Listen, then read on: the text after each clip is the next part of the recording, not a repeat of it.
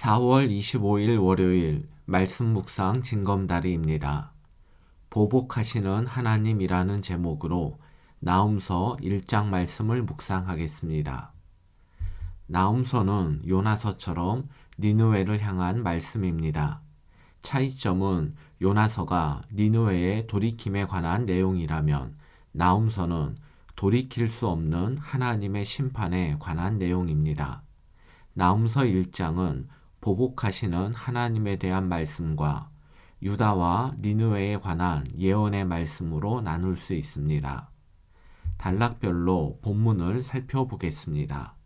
첫 번째 단락의 제목은 보복하시는 하나님입니다. 1절을 보겠습니다. 니느웨에 대한 경고 곧 엘고스 사람 나훔의 묵시의 글이라. 나훔서는 니느웨를 향한 경고의 말씀입니다. 여기서 경고는 하나님의 심판을 뜻합니다. 2절을 보겠습니다. 여호와는 질투하시며 보복하시는 하나님이시니라. 여호와는 보복하시며 진노하시되 자기를 거스르는 자에게 여호와는 보복하시며 자기를 대적하는 자에게 진노를 품으시며. 나훔은 여호와를 질투하시며 보복하시는 하나님으로 표현합니다. 하나님의 질투와 보복은 하나님을 거스르고 대적한 사람들에 대한 하나님 진노의 결과입니다. 오늘 본문을 묵상하는 데 있어서 중요한 부분은 하나님의 질투와 보복에 대한 이해입니다. 질투와 보복에 대해서 우리는 부정적으로 생각하기 때문에 질투와 보복은 하나님의 성품과 어울리지 않는 것 같습니다. 그래서 오늘 본문 해설에서는 하나님의 질투와 보복이 의미하는 바를 중심으로 살펴보겠습니다. 먼저 하나님의 질투입니다. 사람의 질투는 대상을 독점하려는 욕심입니다.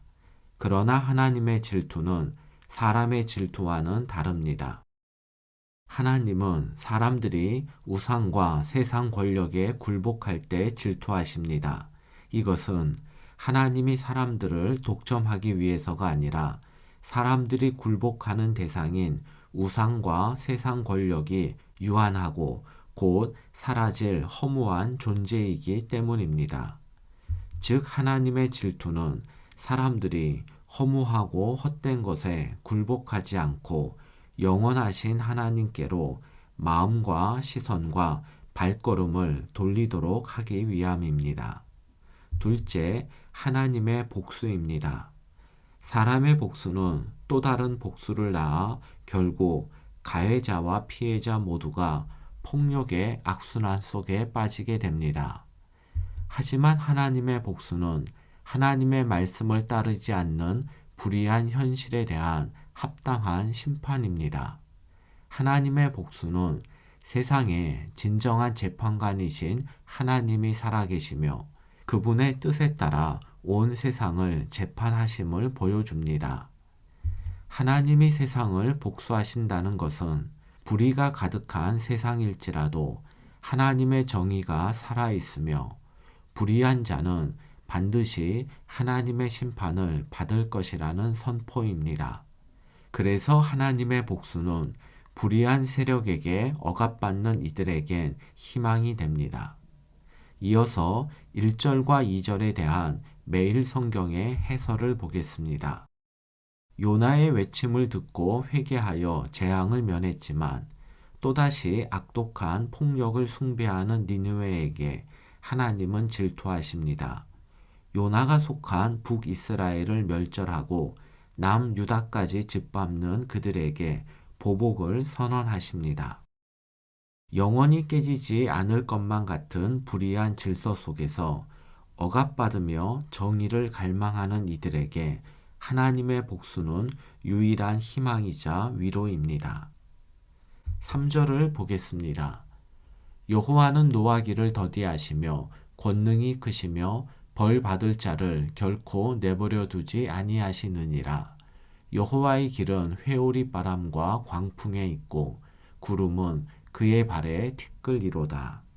3절은 하나님 진노의 특징을 설명합니다.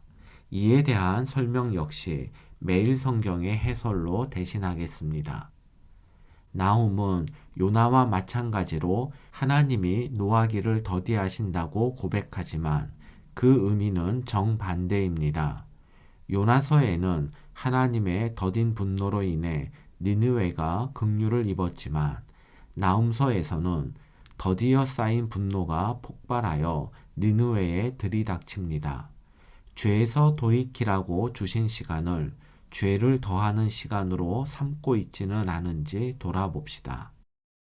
4절에서 6절은 자연세계를 예로 들면서 하나님의 진노의 위력을 강조합니다. 4절에서 바다를 꾸짖어 말리셨다는 표현은 홍해가 갈라진 사건을 가리킵니다. 모든 강을 마르게 하시고 비옥하던 바산과 갈멜 그리고 레바논의 꽃도 하나님의 진노 앞에서 시들어 갑니다. 5절에는 하나님의 진노 앞에 견고한 땅도 속절없이 흔들린다고 나옵니다. 6절은 4절과 5절에서 묘사한 하나님 진노의 위력에 대한 결론으로 그 누구도 하나님의 진노를 감당할 수 없습니다. 7절과 8절입니다. 여호와는 선하시며 환난 날의 산성이시라. 그는 자기에게 피하는 자들을 아시느니라. 그가 범람하는 물로 그곳을 진멸하시고 자기 대적들을 흑암으로 쫓아내시리라. 누구도 감당할 수 없는 하나님의 진노 앞에서 두려워하지 않을 사람이 있을까요? 하나님을 의지하고 하나님께 피하는 사람에게 하나님의 진노는 두려움이 아니라 구원과 해방의 기쁜 소식입니다. 그러나 하나님을 거스르고 대적하는 자들에게 하나님의 진노는 돌이킬 수 없고 감당할 수 없는 하나님의 심판으로 다가올 것입니다. 하나님의 진노는 어느 때에는 은혜로 나타났다가 또 다른 때에는 심판으로 바뀌어 나타나는 것이 아닙니다.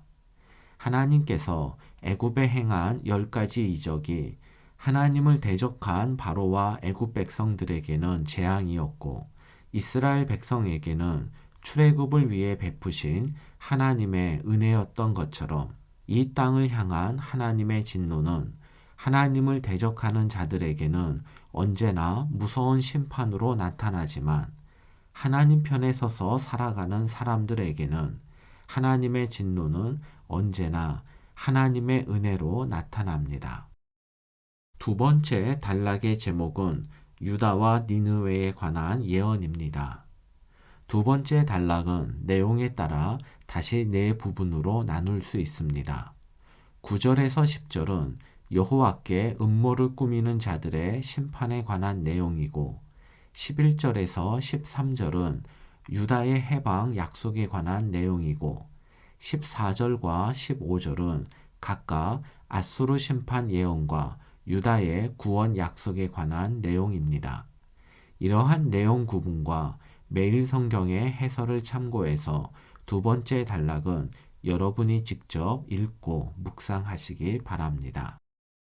여호와는 질투하시며 보복하시는 하나님이시니라.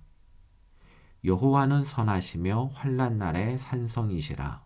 그는 자기에게 피하는 자들을 아시느니라.